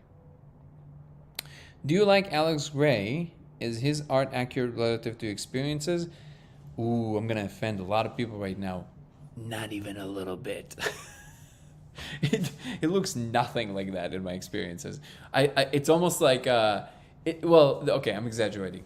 I see the attempt to replicate it, but let me tell you, he's not a good artist when it comes to representing this stuff. Sorry, that's the truth. To me, it doesn't look anything like this. If you want to check out an artist that makes something that is truly looking like that, like gets to the kind of like the tone, right? She's a good friend actually, and she actually worked with Alex. I'm sure he's a wonderful person. Well, not sure. I'm just assuming that. But Juliana Garces, check her out on Instagram. She's an incredible young artist. She does mixed media, and she produces, like, if you look at her art, that's what it looks like. The polished surfaces stuff, like that's what it actually feels like. With Alex, it's too organic. The molecule does not feel organic. It doesn't feel like a living thing. It feels like mechanical. It's like, and also it's very HD. It's like polished surfaces. Alex kind of like delivers, and maybe he's trying to do the spirit element of it, but it doesn't have that earthy vibe. That's much more mushrooms. The molecule does not have that element. So I actually think he's not really good at representing he doesn't nail it at all for me.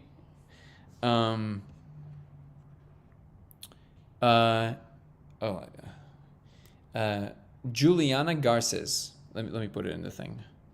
Juliana, that's easy to spell. Garces, I think it's Garces. Let me double check. 1 second. And she actually she did a show. Yeah, Juliana Garces, like that. Juliana, Guliana, Garces, Garc. Sorry, Garces, Garces. And she actually did a show with Alex and his wife, with Alison Gray as well. But if you look at her art, if you ask me, that's a lot more what it looks like.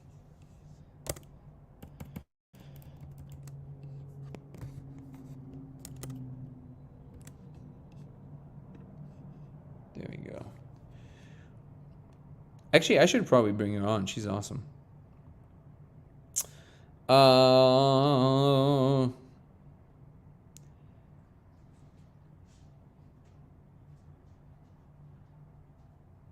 Yeah, Tonya. Okay.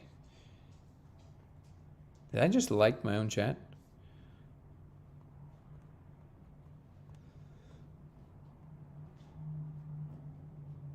Okay, let's see what we have on YouTube. Thank you for the likes, guys. Actually, yeah, because I see we're dropping a little bit. If you guys want to tap, anybody who's enjoying, if you guys can tap a couple or 1,000 times, then we'll get more people here. Actually, YouTube too, and Twitch and X. If you guys can like the live, that would be tremendously helpful. Appreciate it.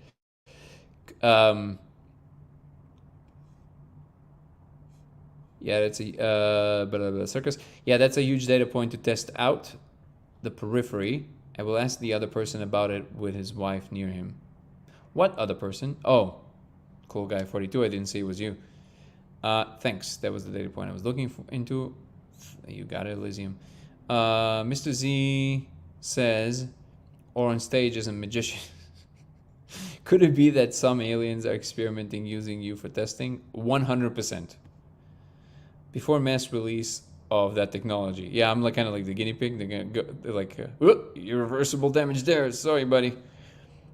I think different guy. I found the second guy who hasn't hit you up yet. I don't think. The first guy, I don't know, but second guy says the menu had like casino-like games or something. Nah, I can see what he's saying, but I think it's like it's only sometimes something like that, but most of the time it doesn't look like a casino thing. Mr. Z says, in other words, you and your girlfriend are as guinea pigs before rolling out the rest of humanity. Wait, no, I don't know. I don't know what the no is for. Maybe that console and podium are prototypes. Maybe. I feel like they are testing everything in real time anyway. They testing it. Or paste to me on Signal and I'll handle it. Paste what? What does your girlfriend think about what is going on? Well, in the beginning, that's a good question. In the beginning, when we just started dating, I was telling her what's going on. I mean, she knew me well enough to know that I don't just say things like that. So she knew that something must be real about it, right? But that was before I discovered the laser. In fact, she was instrumental in helping me figuring out the laser. I didn't even think of that. Typical male chauvinistic pig doesn't think to give credit to the woman when it's due. No, she's definitely well. First of all, she's incredible in every possible way, and not just because she's probably watching, but also because she's extremely smart and an incredible researcher. And when I told her certain things, and then things started happening around her too, and then she was like, "Wait, what?" I'm like, "Yeah." And then she was like, "Okay, that's crazy." And then we started looking through things, and then we figured out the laser. And then it was tense for another 5 months because then she couldn't see it for like 5 months, the code. Like it was really hard for her because she never really done anything in her life. She wasn't part of this world. And it was very difficult for her to smoke any of it. She would just cough it out. She couldn't get enough on board. So it was a little tense for 5 months. I kept on telling her, no, it's like real. And she kept on saying things like, well, I understand it. It's real for you. I'm like, and I would get really offended. I was like, no, it's real. Not for me. It's real. And we had like this like very tense moments until she saw it, and then she went, oh, and I go, yes. That response. The object well, interesting. Them changing an object in my completely different versions. Then psychedelic going overlay, change by POV things. Oh yeah, I did read this.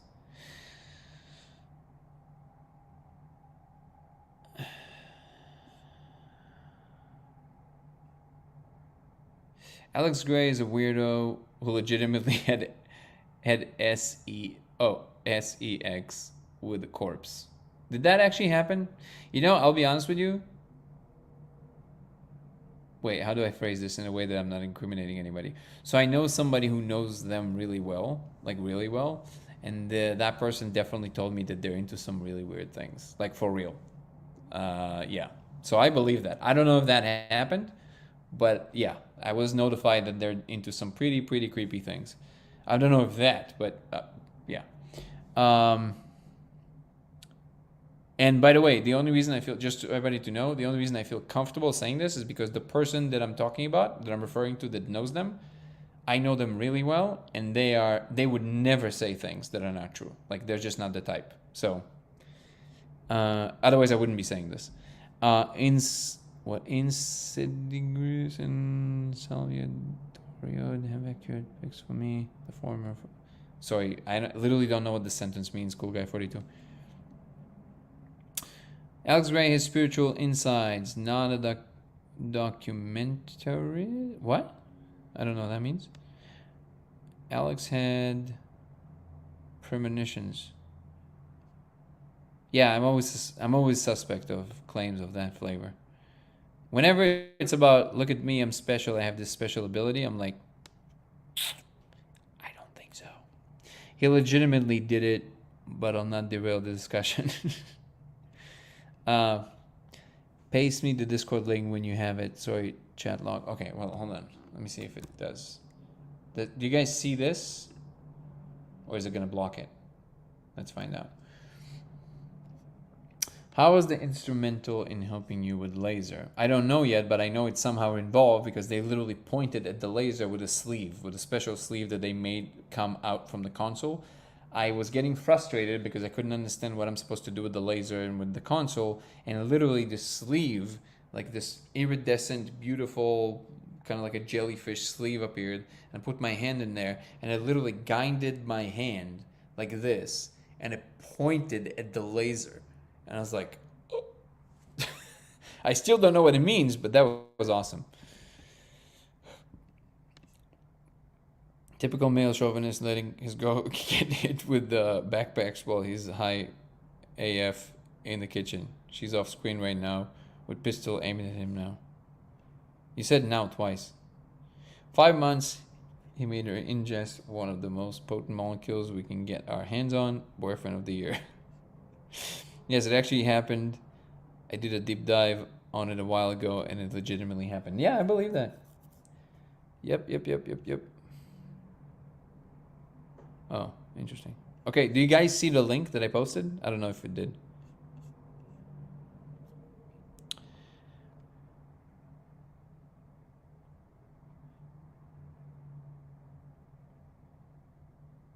Juliana is amazing. Yeah, yeah, she's incredible, truly. I actually have an interview with her on plug. I have an interview with her on my YouTube channel, Dango Thoughts. If you scroll down, there's Juliana Garces, and we actually get into some really fun subjects. One of the last things we talked about was her aim in life is to get as close as possible. Again, this is going to be one of these things where people are going to be like, just gonna split the room, right? Some people are thinking they're gonna think it's awesome, and some people are gonna think like, oh, this is so pretentious. But she's a beautiful person, so believe me, it comes from a very good place. Her goal in life is to see. I mean, she talks about it. She says, obviously, it's impossible, of course, but she wants to see how close can you get to depicting God in a picture. Ooh, did you see that? Depicting God in a picture, but like something that you can put on a canvas that will actually truly invoke the essence of God. That's what like kind of her aim to reach before she departs from this earth eventually. And I'll let her know that you like it, Nico. Ben Ridgway is another artist. Let me look at Ben Ridgway.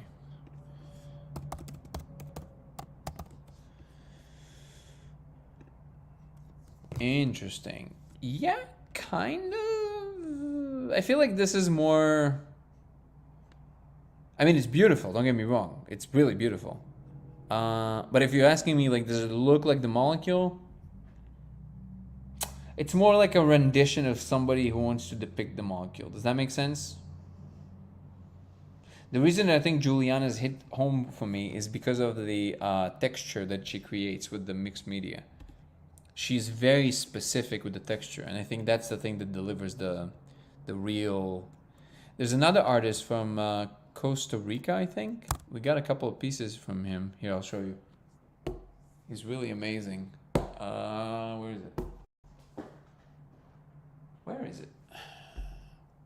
Oh, this makes me sad. Where are the pieces? Hold on. Oh my god. It actually fell. I don't like that.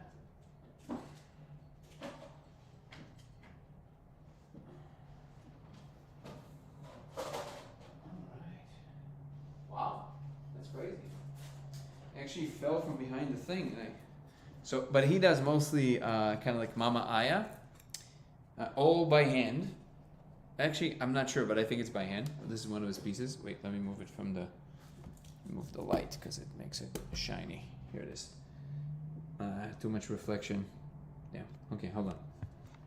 Okay, this is. You guys can see the phone. I don't know how to make it not shiny like this. Hold on. There you go. Okay, so that's.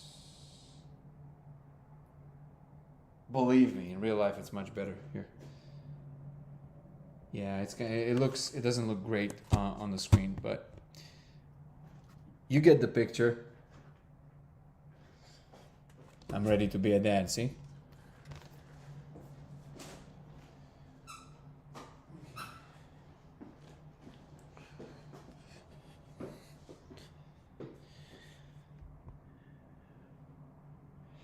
His guy.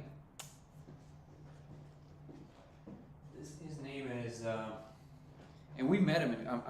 I'm a little embarrassed to say that I didn't remember his name, but we actually met him in person. We got this piece in person in Costa Rica. He's such an incredible person. Torapoto. I can't even read it. You know what? Because he is actually somebody who right now we have a pretty small apartment, so it's not worth getting like big art for this apartment. So the second we get like a bigger place, I want to get like bigger pieces from him. So I would actually love to share his name. Anybody who wants to order something from him, he's really amazing. He also makes like these big pieces, and they all have this there's something special, like truly. So I'll figure out how to read this, and I'll text you, Nico. I'll text you his name. I have his number, so I'll text you his number.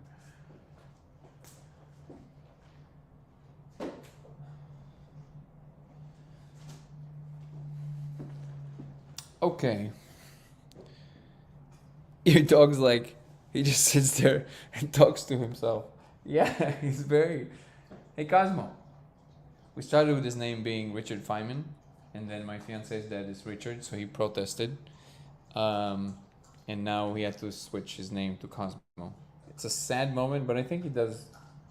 Hey, Cosmo. He's drinking, but it's very sweet. And I swear to God, he sees ghosts. I haven't done it yet, but I thought that's what he was interpreting. Wow, who is this? Stephen Kaldenbach's Portrait of My Father. Have you seen it? No. Let me see. I love art like that. Stephen Kal. This is a dyslexic nightmare.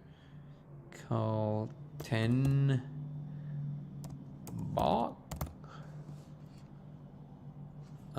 It's called Portrait of My Father.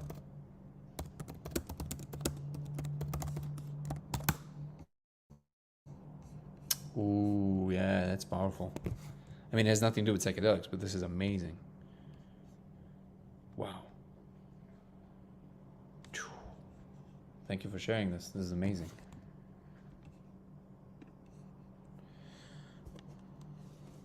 Yeah, Richard. We literally got him. What is in here? That was his official name. Like, we got him, the name tag and everything. No, I don't know where we put it. It was great. Because he has this kind of boyish wonder towards the world. He's getting big.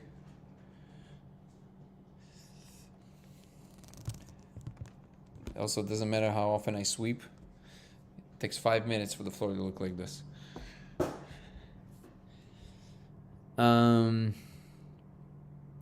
See the video? Look intricately into it. I will, but not now. I bet it does, Tonya. Thank you for sharing. Let's see. Juan Carlos Taminichi has some cooler. Oh, so everybody are suggesting arts now. Okay. I can't look at all of it at once, but I'll definitely check it out. Does my dog react to the console, etc.? Great question. I haven't done it next to the little one yet. I bet you he will, because he literally sometimes, like a cat, he would stop in the middle somewhere. It would just go like this, and he would like look at something and sometimes bark. So I know he sees things. But I never tried the thing around him. This fluff over there. I don't know if YouTube can see. Can you see the fluff over there? There's the fluff over there. This fluff, she loves the molecule. Loves it. Like whenever you smoke in the house, which is something I discovered inadvertently, obviously, it's strange because they have a different interaction with it chemically, probably in their brain. I mean, I don't know any studies. I'm just telling you from experience with her. Because I guess their scent is very sensitive. She doesn't need much, like if it's in the air. But the onset is very long. So only like 30 minutes after, she would get up and she would have a different pace in her step. She already loves exploring, but after that, after 30 minutes, she would like get up and she'd be like, let's go. And you take her outside and she's like just runs around like a little puppy and she's just like, oh my god, and she just smells everything. She looks like she's on speed, but in a good way, like in a fun way. Fun speed.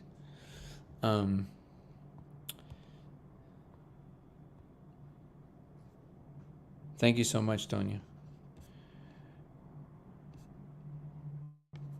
Have you ever just burned a bunch, like immense hot box or room? I don't think it will do much, to be honest. I think it will be a waste specifically with the molecule because it acts very quickly. I did torch a gram once. I did that. Let me tell you. That definitely separates the boys from the men. So I would not I feel some responsibility because I know a lot of people kind of listen and think that maybe I have some advice about these things. So sometimes I do, but this is definitely not something I advise. Definitely not. Nobody ever do this, please. Um, so I am a bit extreme when it comes to these things, and I wanted to see how far I can take it. And then a friend of mine told me about this thing where if you do anything that relaxes your body and then you do a lot of the molecule on top of it, it gets wild. And I'm like, all right, we're doing that. He's like, okay, we'll set up a day. I'm like, nope, we're doing it right now. He's like, okay. So then we went to this place and we planned it because what I was planning to do is that, and we did it. I basically, so I made one line of almost a full gram of K, almost, and I snorted the whole thing. So I don't know if you know much about K, but you immediately go into a K hole with that amount. You're just like, you can't even move. And I knew it's going to happen, so we planned it. So he then handed me a full gram of the molecule, and then he had to torch it for me because I can't move. And he even, I remember he went like, are you sure? I'm like, and he goes, okay. And then he torched the thing, and I remember I torched this thing. It's so funny because I'm telling you this like an 18-year-old excited kid. I mean, it was awesome, but again, that's not something I recommend anybody ever does. And then literally the whole world just went, like a safe that like locks into place. The whole world, not the room, the world went clunk, like something locked, and I was like, and he became me, and then it didn't come on, it exploded. It literally went just like my being exploded, and I was out for 45 minutes. I remember I was just there, just like for like 45 minutes. That was wild. I assure you can't do this with a hot box situation because it's just not gonna work like that. Nobody do this, please. This is me remembering good times from when I was younger and crazier and more stupid. I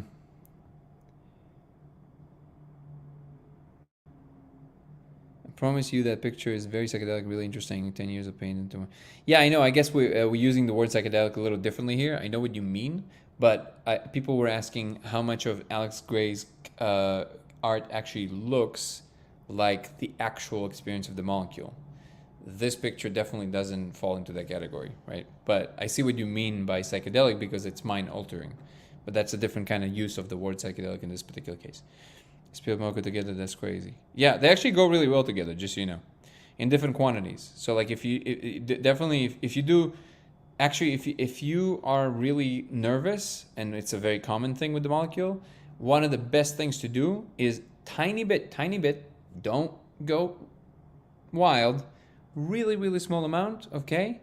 It takes the edge off, and it's like, it's really nice because you don't get the concerned and the worried, which is kind of nice. The dog is on speed. Simulators ain't gonna like that. No, not on speed. On the molecule, she behaves like she's just like, oh my god, I can show you the world. What is this? Cool guy 42. What is this? Oh, that's your handle. What's up, Kevin? Okay. Well, listen, guys. We did 2 hours today. It flew by, right? That's how you say it. I know, man, but this is like code deciphering for me. I'm not gonna do any of this. Just text me what you want me to know. This is crazy. Yeah,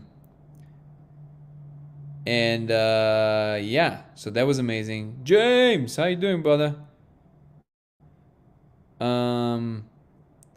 Yeah, so 2 hours flew by. It was amazing. I have to adjourn because I have a meeting early in the morning.